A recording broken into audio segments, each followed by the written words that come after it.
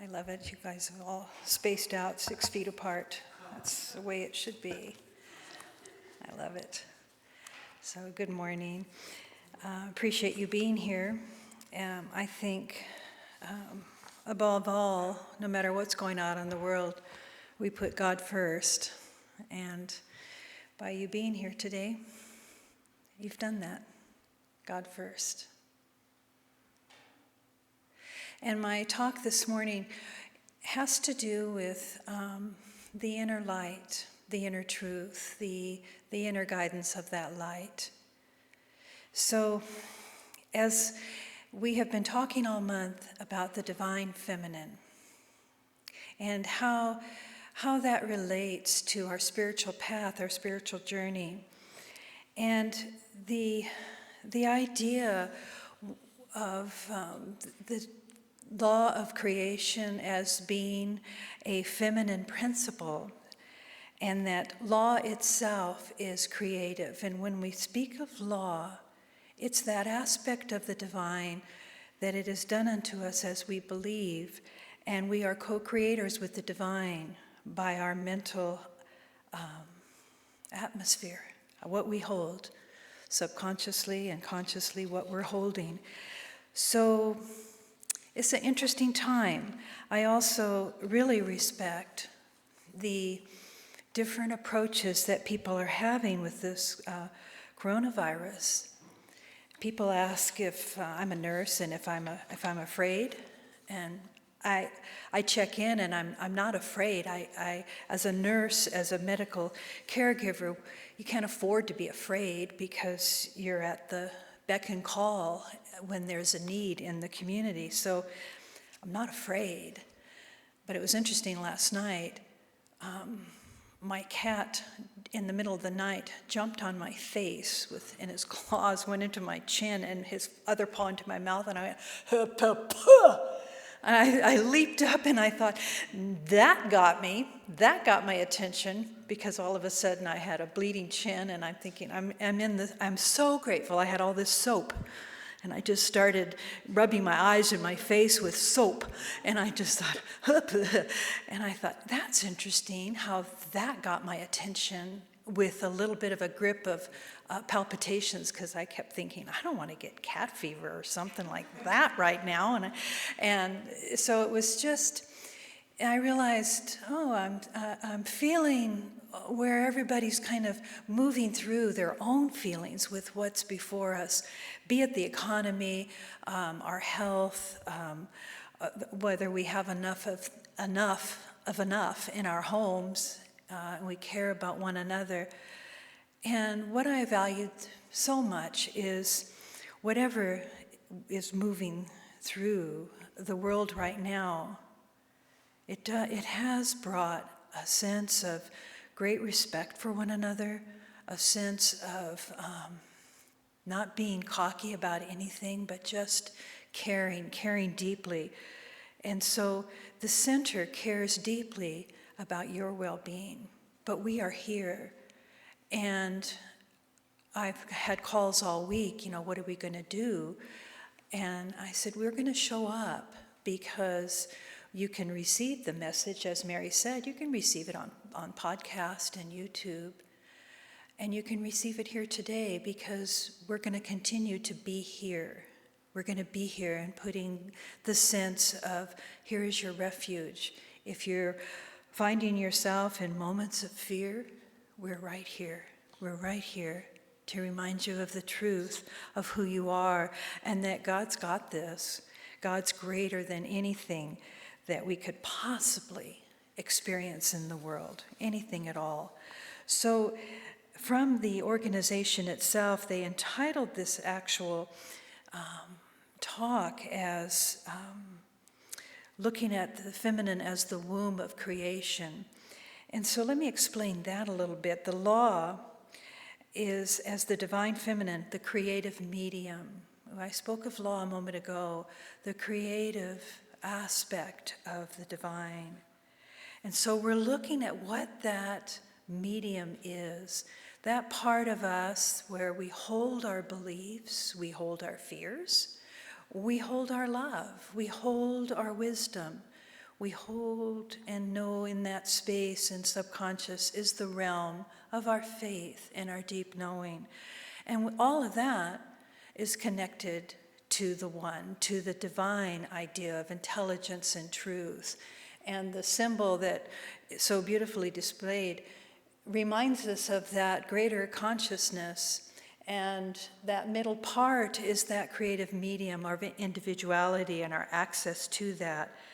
So when we speak of law, we want to remind ourselves, and this is from the Science of Mind Wisdom, in the science of mind, the law is equivalent to the soul or the subjective and is considered the receptive, creative aspect of God. It is here, in the subjective, that the creative process begins to take action, the place where our thoughts are nurtured into form and into experience, very much like the womb. We impress upon the law our embodied ideas, and like a fertile egg that is planted by nature in the womb, the law receives our ideas, beliefs, and begins to give life to them. Our part is to hold the beliefs and ideas. Spirit's part is to midwife these ideas in the subjective medium until they demonstrate. Now, oftentimes when we start talking about this philosophy and we get into those words of subjective and some of the headier concepts, we can lose ourselves in the simple truth that it is done unto us as we believe. And just recognizing that the divine feminine is a principle that allows us to ground us tenderly to our source. That was one of the other ideas that the great organization wants to impress upon us. So I share some of those from that wisdom, but then I'm going to take us on another space. Because what I know about the 9 o'clock crowd is that you're a deep, contemplative, thoughtful group of seekers of truth, and that there's a sense of really you walk your talk, you show up to listen to the ideas in a different way. All people that walk through the center are seeking a greater understanding. But there's something about the quietness and the respect with which you are here that reminds me that you're in touch with a truth that really means a lot to you personally. So as I look at these ideas, I thought about the Creative Life, a book written by Eric Butterworth. And I'm just going to share a couple of concepts for you, and then we're going to do a meditation on the light. And so if you're a healer, if you're a practitioner of the healing art, I invite you now to really invoke that light. The light is always present, but sometimes it feels like we're wandering in a darkness if we get confused. But when we tap into that knowing of healing, we are going to do this for our center, for our community, for Redding, for California, and just keep feeling like it's going on and around the world in this aspect of healing, recognizing the creative medium with which we are allowing our consciousness to be juiced up with, to allow that to unfold. So in Eric Butterworth's ideas here, this book, it's called The Creative Life, and it's keys to your inner genius, but he starts talking out about in the Bible, in the beginning, the creative ideas in the beginning. So I'm just going to touch on two of them because they're familiar to you. In the beginning, there was light. That sound familiar to you? And this idea of light is more than just the sunlight, the outer light. And God said, "Let there be light," and there was. So I'm talking about the internal light. Let there be light, and there was. And so instead of seeking our answers from outside of ourselves, there is an intelligence, a divine love and grace that is absolutely ever present, always, always. And we are just individualizing that, just like that beautiful symbol. You are at that point of just being receptive to this greater truth. Let there be light. We're linked to all creation, and we co-create with the divine by the way we think and act and behave and allow whatever our belief systems are the strongest. And we're guided by the light of this wisdom and the insights of all the great master teachers, And so this guidance and this truth has sustained all time. When I look back at the Vedic text as I was preparing this talk, there it is, in the very beginning of the Upanishads, the amazing light. Every scripture of great truth, whether it be in Judaism or Hinduism, there is the light. So I think to myself, let us begin there and let us end there in the light. In the light of a knowing that this power is so revealing to us when we see from that light. And that's the part where, in the quietness of your presence here, feel the sense of being in the light and looking out through the light. Okay, it's so different than looking around and looking at the sun or the moon or the artificial lighting or the lights around one another. No, here's the call. Here's the call of the world in these troubled times to look through all things with the eye that sees from the light within. So this, in the beginning, God created allness, the omnipresence, the omniscience, the omnipotence of the divine, the all-power, the all-knowing, and all light is at our disposal to use it. This inner light, this inner revelation, this is ours. This is our divine gifts. These are our divine connections of truth. And how do we get there? How do we remember that? Prayer recenters us. I had an interesting moment last week when we were discussing Ernest Holmes in the lunch hour, and I said, how many of you here pray for yourself? One hand went up out of 17, and I'm thinking, interesting. Even my hand didn't go up. I'm sometimes the last on my list. And because I'll start a prayer, but I sometimes never come to the end of the prayer. I wander around in the steps of prayer when it comes to myself.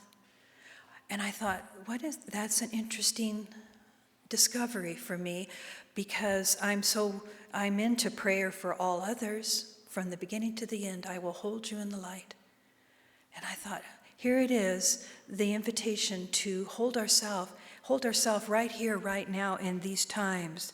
So this is at our disposal, and this inner light here's where we pray from that consciousness. From that consciousness, we re-enter and we center ourselves in the divine truth. So if you could feel that, as if you were sitting in the altar of your own space and you realized, I'm in the divine presence now, and as I close my eyes or keep my eyes wide open into the light of the day, into the light of the night, the divine is with me, seeing through me as me, and here I center myself, my courage, my strength, my power, my faith, my healing, my truth, for myself and all beings, from this place of absolute truth. We pray for the Spirit of the divine that lives in us. We call upon the light to pour forth. In the study that we're doing also of St. Thomas, this supernal light, he calls it, supernal light, ever present, powerful, beyond the idea of a light that we're used to seeing in our world. And I recognize as I read some of these ideas about the supernal light and this divine light, this wisdom, it is what Moses saw in the burning bush. We could think, oh, is the bush really burning? No, the vision everything was aflame. Everything was lit up with this divine awareness that he had from within. He was seeing it all around him. And so we can see now, too, what's ever going on in the world from this light as we sit. The Bhagavad Gita has us in the chariot, and we're in that chariot and realizing as we drive our chariot with the emotions of who we are, who's driving the chariot? Are we allowing the news to drive our chariot? Or are we allowing the divine seed, the divine knowing within us to take those reins and steer our chariot, to steer ourselves into the absolute, into the confidence that this too shall pass, and there's a greater love and a greater power and a greater grace revealing itself on our planet right now. And I get excited about that. If it took this tiny virus that we can't even see to wake us up and to reach out and to love one another with such respect that everything we do is out of respect for the other as well as for ourselves, to care for our elderly and the people that have health issues, everything we do is so conscious of that, then blessed be. I am so grateful that the whole world is waking up and we're slowing down and we're staying home and we have time to dwell in spiritual practice and pull out our prayers and take time and take the time that this moment of our life calls for. So we pray for the Spirit of the divine that lives and breathes in us, and we call forth the supernal light. Our mind prays from here. This is where we connect with the divine, and this is where we co-create. We can never forget this primal illumination that knows so much more than we ever will in our sense of just being until we open to it. We call upon the vast love and we pay attention to the light within, remembering when we are there, any sense of loss diminishes. Love becomes more potent, more powerful.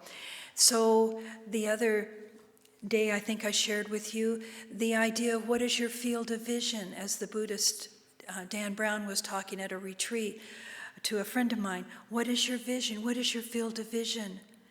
Are you keeping it open to the light? Are you allowing the light within you to allow your vision to pour out and to see all that there is here going on? Or are you focusing in, closing in to worry, to fear, diminishing the light, starting to grasp at the light and realizing I can relax here. God's got this. And I am the one called to know that my field of vision is open and I see everything bathed in this light. So the light treatment that we're going to be doing in a few moments is an invitation for you to just witness that light within you and the power and the courage that you show by being here today. I think it takes power and courage to stay home, and I think it takes power and courage to be here. There is no judgment about where we end up through any of this, but it's how we hold our heart, and we need to keep checking in. Am I adding to it by being afraid? Or am I standing in my faith? And what is my faith? So in the light treatment, I may share a little bit about Eric Butterworth's wisdom here, because he said, this gives a new meaning to the statement of Jesus saying, I am the light of the world. Getting centered in the light within and then seeing from the consciousness of light is the light treatment. When you see from the consciousness of light, you project a flow of light energy that becomes a healing influence. The Hebrew word for eye is ayin, which means fountain. Think about How powerful that is when you say, before you go out on your day, I am going to center in my prayer, in my meditation, in my spiritual practice. It's why we speak of it so honestly each time we come to this platform to share time with each other. Do our spiritual practice. Stay in the light. Stay invested in the light. In other words, you no longer see the light. You see with the light. The eyes then truly are the windows of the soul. And he goes on to share, blessed are the pure in heart, for they shall see God. Those are familiar words from the Beatitudes of Jesus. In an illumined state, you see the divine, you see. This does not mean you see a man in the sky, but you see from the consciousness of God. You see with God-colored glasses. Your seeing projects the light of spirit. And God said, let there be light. So with that frame of reference, just center yourself now for a few moments of spiritual practice. Ground your feet and feel that you are on the Mother. Mother Earth is holding you, sustaining you. Do not be afraid. Eyes open or eyes closed. The healer is projecting the light. The room is filled with the light. But within you is that greater light. And as you close the eyes, you witness coming home into that light. You recognize, I am in the eternal reality of all that is, the simple act of going within, centering myself. Let there be light. Let there be light in the act of creation of all that there is. It begins in the light. It begins as I anchor myself, as I anchor the spine of my knowing, the intelligence and the wisdom of the brain that dwells within me, the heart that is open and a conduit of truth, to the gut in my being that allows me to witness those moments of my intuition and my understanding. I am right here, dwelling in this truth. I am the one present here, and I am breathing. And into this breath, into that in-breath, I speak the words, God is. And you take that breath in, God is. You take that breath in, hold it, God is. Holding that breath, God is. And the light of the divine is filling the cells of your body, displacing all fear, all doubt. A healing is happening here. God is. And then the out breath, you affirm, I am, I am. God is, I am. God is, I am. And you hold that breath out if you can for just a moment. And you, I am. God is, as you take the next breath in, I am, as you let that breath out. God is, and the light fills me. I am, and the light gets brighter. And you remind yourself of the moments of the great masters where they reminded you of this light, of this divine light, and the light becomes brighter. The supernal light becomes more brilliant. And you're in that truth, and you're in that space of absolute intelligence. And here you listen for the divine whisper, and you keep repeating, God is, on the in-breath, and you hold it for a moment to fill and saturate every cell, every place of doubt or worry. You are filled with God is. And every out-breath, I am that I am. God is, and I am in the light. And God is the light, and I am that light. And you're in the energy of the divine. You're spiraling in the energy of the divine. It is washing through you. And you are in that space now, clearing away all potential seeds of doubt, seeds of worry, seeds of lack. Disappear into the light. The light scorches those seeds. And you recognize what is replaced in this moment of time is your faith and your confidence in a world that works for all, in a world that is finding its way into healing, finding a way into truth that is absolute. You did not create the light. You are synchronized with the stream of light, and now it is everywhere present.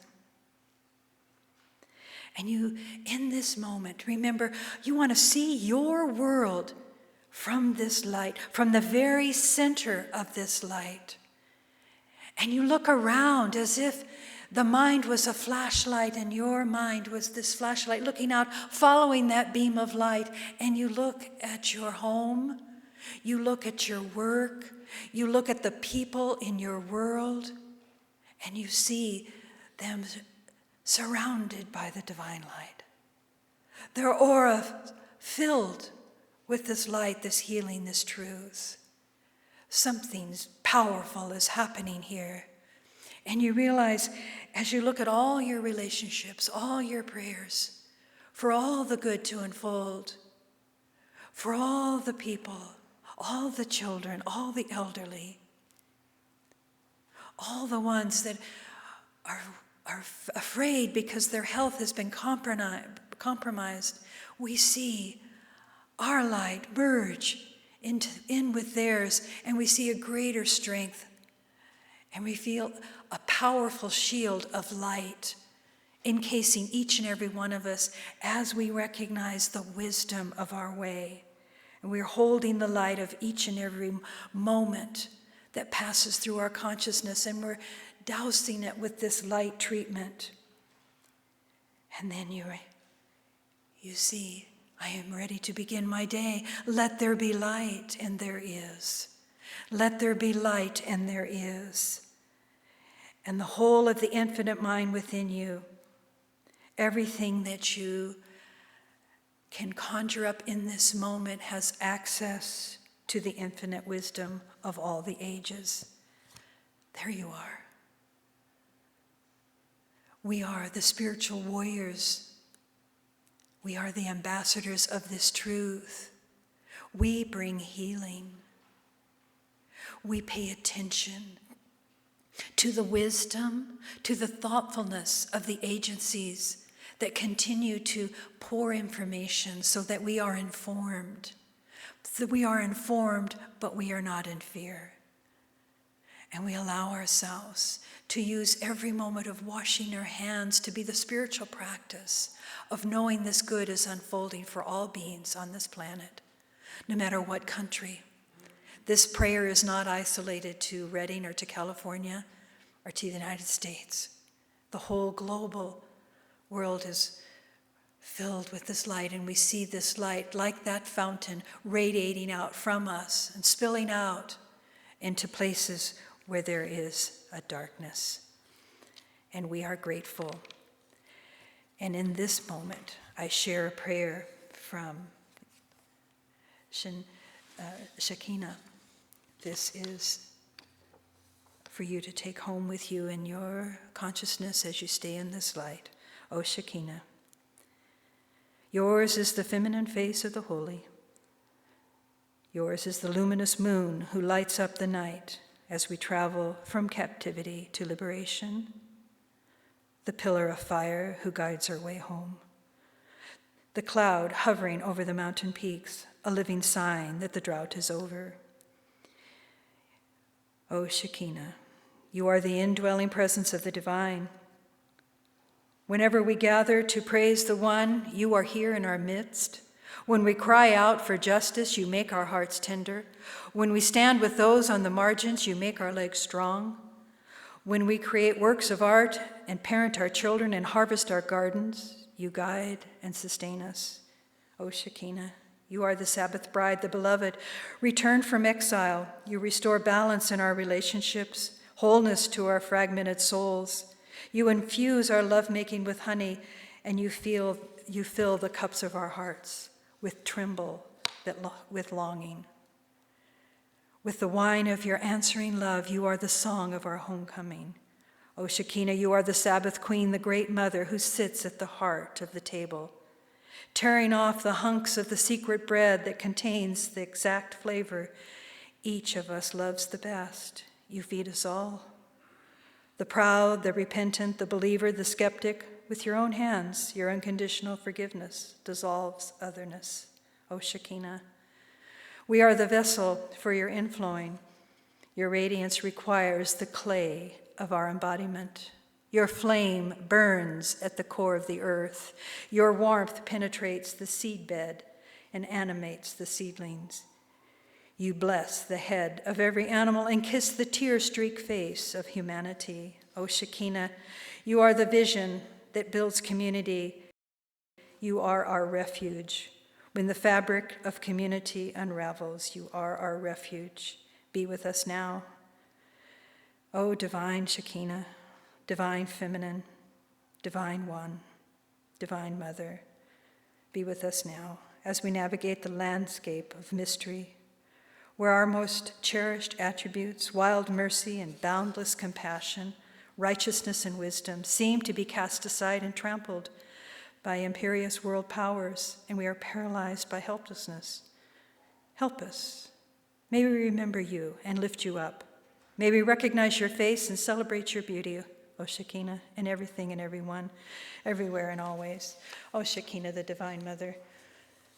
O Shekinah, the Divine Feminine. May we see from your light and your light alone. I release this prayer, knowing that we are all blessed by the wisdom and the way of the light. And so it is. Thank you.